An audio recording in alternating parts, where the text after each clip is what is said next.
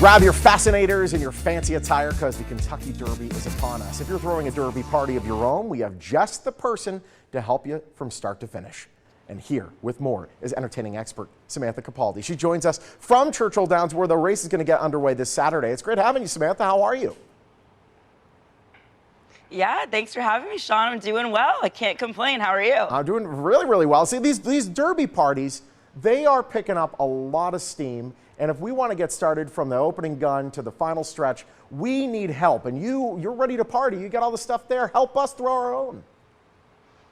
Yeah.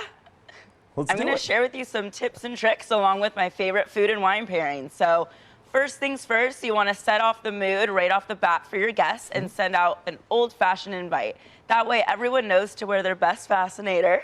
And of course, the guys all dress up in their best bow tie attire. That way everyone is dressing to impress and you have a reason to go party, put on your best outfit, and everyone could vote on their favorite one at the end of the night. Absolutely. My second tip before we get into our food and wine pairings is our cocktail. So I don't know about you, Sean, but I never want to walk into a house and not be greeted with a cocktail in hand. So I made a sparkling peach julep, taking a little modern twist on the classic mint one, and we mixed together bourbon, sugar, peaches, mint, and a splash of 14 Hands Sparkling Brut, which is the preferred wine of the Kentucky Derby, to bring it all together.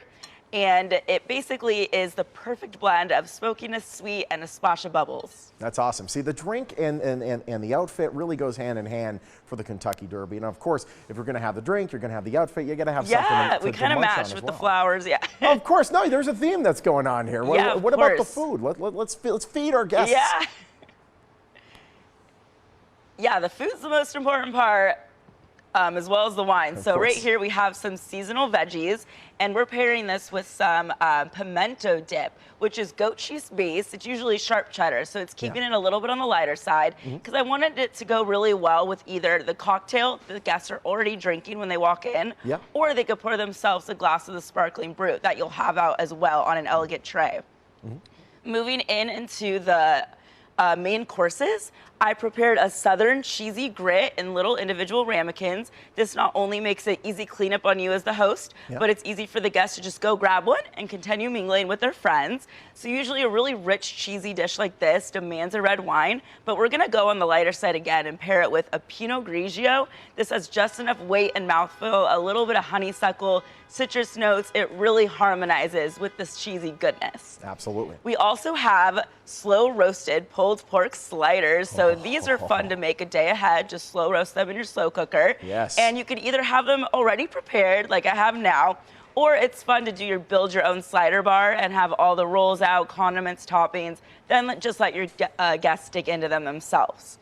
And I'm gonna pair these with one of my favorite red blends, our limited edition Kentucky Derby blend.